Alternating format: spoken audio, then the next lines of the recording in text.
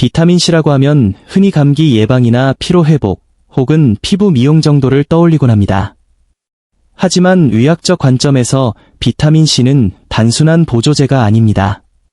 우리 몸을 내부에서부터 복구하는 필수적인 신체 수리 시스템입니다. 문제는 대다수의 사람들이 이 강력한 도구를 제대로 활용하지 못하고 있다는 점입니다. 매일 영양제를 챙겨 먹는데도 여전히 피부가 푸석하고 잇몸이 붓거나 감기에 자주 걸린다면 섭취 방법에 문제가 있을 확률이 높습니다. 비타민C는 인체가 스스로 합성할 수 없는 유일한 비타민이기에 외부 섭취가 필수적입니다. 공급이 중단되면 하루 만에 혈중 농도가 급격히 떨어지지만 반대로 올바르게 섭취하면 피로 감소, 상처 치유, 혈관 건강 개선 등 즉각적인 변화를 경험할 수 있습니다. 핵심은 양보다 타이밍입니다. 언제, 무엇과 함께, 어떤 형태로 먹느냐에 따라 체내 흡수율은 3배 이상 차이가 납니다. 오늘은 비타민C를 단순한 영양제가 아닌 전신을 살리는 에너지원으로 활용하는 구체적인 방법을 알려드리겠습니다. 비타민C의 효능은 생각보다 훨씬 광범위합니다. 가장 중요한 역할은 우리 몸의 모든 세포를 보호하는 항산화 엔진으로서의 기능입니다. 우리는 호흡하고 에너지를 만드는 과정에서 필연적으로 활성산소라는 유해 물질을 생성합니다. 이 활성산소가 축적되면 세포가 산화되고 이는 노화와 질병의 직접적인 원인이 됩니다. 비타민C는 이 활성산소를 중화시켜 세포 손상을 막는 천연 방어막 역할을 수행합니다. 실제 연구에 따르면 혈중 비타민 C 농도가 높은 사람은 심혈관 질환 발병률이 약 42%나 낮았습니다. 심장은 끊임없이 혈액을 펌프질하는데 비타민C는 혈관 내벽의 상처를 복구하고 콜레스테롤이 쌓여 염증이 생기는 것을 막아줍니다. 또한 피부와 뇌 건강에도 필수적입니다. 피부 탄력을 담당하는 콜라겐은 비타민C 없이는 합성되지 않습니다. 비타민C가 충분해야 상처가 빨리 아물고 피부 노화를 늦출 수 있습니다. 뇌 역시 몸 전체 산소의 20%를 사용하는 기관으로 산화 스트레스에 취약한데 비타민C는 신경세포를 보호하여 기억력 감퇴와 치매 예방에 기여합니다. 즉, 비타민C는 피부, 혈관, 면역, 뇌라는 4대 핵심 영역을 관장하는 복합관리 시스템입니다.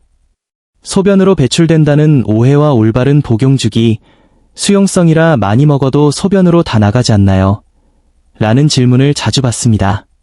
일부는 배출되는 것이 맞습니다. 하지만 배출된다는 것은 이미 우리 몸이 필요한 만큼 충분히 사용하고 남은 잉여분이 나간다는 뜻입니다. 중요한 것은 혈중 농도 유지입니다. 비타민C는 섭취 후 2-3시간이 지나면 혈중 농도가 최고치에 달했다가 급격히 떨어집니다.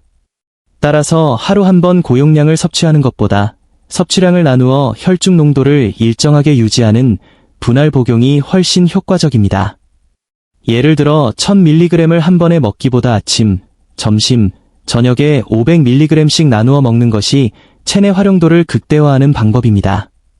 복용 시점은 공복보다는 식후를 권장합니다. 공복 섭취는 위산 과다로 속쓰림을 유발할 수 있으며 식후에 음식물과 함께 섭취할 때 흡수 속도가 조절되어 이장 부담 없이 안정적으로 흡수됩니다. 몸이 보내는 비타민C 결핍 신호 비타민C가 부족할 때 우리 몸은 다양한 경고 신호를 보냅니다. 첫째, 잇몸 건강 악화입니다. 양치할 때 피가 나거나 잇몸이 붓는다면 잇몸 조직을 지탱하는 콜라겐 합성이 저하되었다는 증거입니다. 둘째, 멍이 쉽게 듭니다. 모세혈관이 약해져 작은 충격에도 출혈이 발생하는 것인데 이는 단순 노화가 아닌 혈관벽 약화의 신호입니다. 셋째, 상처 회복이 더디고 피부가 거칠어집니다. 특히 손등이나 팔 등 노출 부위가 건조하고 윤기를 잃는다면 수분 부족보다는 재생 능력 저하를 의심해야 합니다. 넷째, 만성 피로와 면역력 저하입니다. 충분히 자도 개운하지 않고 감기에 자주 걸린다면 세포의 에너지 효율이 떨어지고 백혈구 기능이 약화된 상태일 수 있습니다. 마지막으로 뇌기능 저하입니다. 집중력이 떨어지고 머리가 멍한 현상은 뇌세포가 산화 스트레스에 시달리고 있다는 경고일 수 있습니다. 특히 50대 이후에는 체내 비타민 C 저장량이 급격히 줄어들기 때문에 이러한 증상들이 나타난다면 즉각적인 보충이 필요합니다. 제형별 특징, 일반형 vs 리포조말 vs 구미형, 비타민 C는 형태에 따라 흡수율과 편의성이 다릅니다. 가장 흔한 일반형, 아스코르빈산, 은 정제나 가루 형태입니다. 가격이 합리적이고 흡수가 빠르지만 체외 배출도 빠르며 산성이 강해 위장이 약한 분들에게는 부담이 될 수 있습니다. 따라서 일반형은 소량씩 자주 나누어 드시는 것이 핵심입니다. 최근 주목받는 리포조말, 리퍼소멜 형태는 비타민C를 인지질, 기름막로 감싸는 기술을 적용한 것입니다. 세포막과 유사한 구조 덕분에 체내 흡수율이 높고 혈중 지속 시간이 깁니다. 또한 위벽을 직접 자극하지 않아 속쓰림이 덜하다는 장점이 있습니다. 가격대가 높지만 위장 장애가 있거나 고효율을 원하신다면 리포조말 형태를 추천합니다.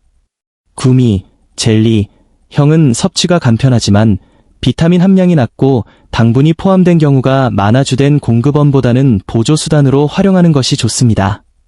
신장 기능이 건강한 성인이라면 하루 1000에서 2000mg 섭취가 적당하지만 결석 병력이 있거나 신장이 약한 분들은 500에서 1000mg 이내로 조절하시길 권장합니다. 최적의 흡수를 위한 음식 궁합 비타민C는 함께 먹는 파트너에 따라 효과가 달라집니다.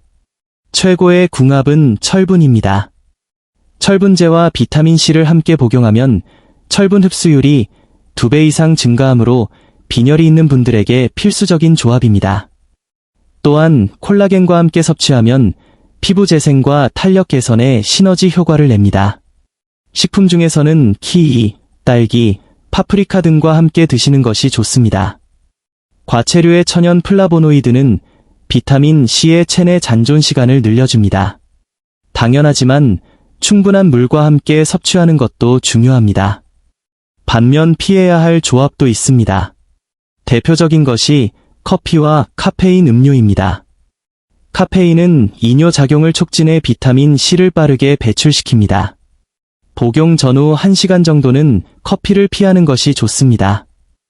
또한 탄산음료나 가공식품은 체내 산화 스트레스를 높여 섭취한 비타민 C를 빠르게 소모시키므로 주의해야 합니다.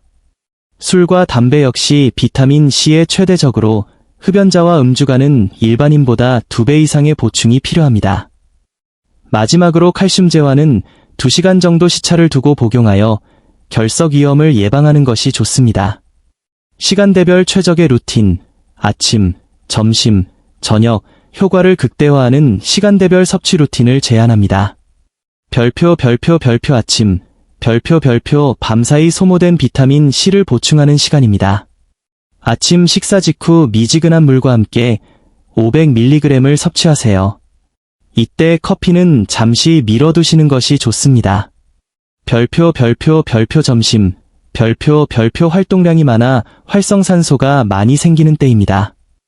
식후에 500mg을 철분제와 함께 섭취하면 오후의 피로도를 낮추고 에너지 대사를 높일 수 있습니다. 별표 저녁, 별표 세포 재생과 복구가 일어나는 시간입니다.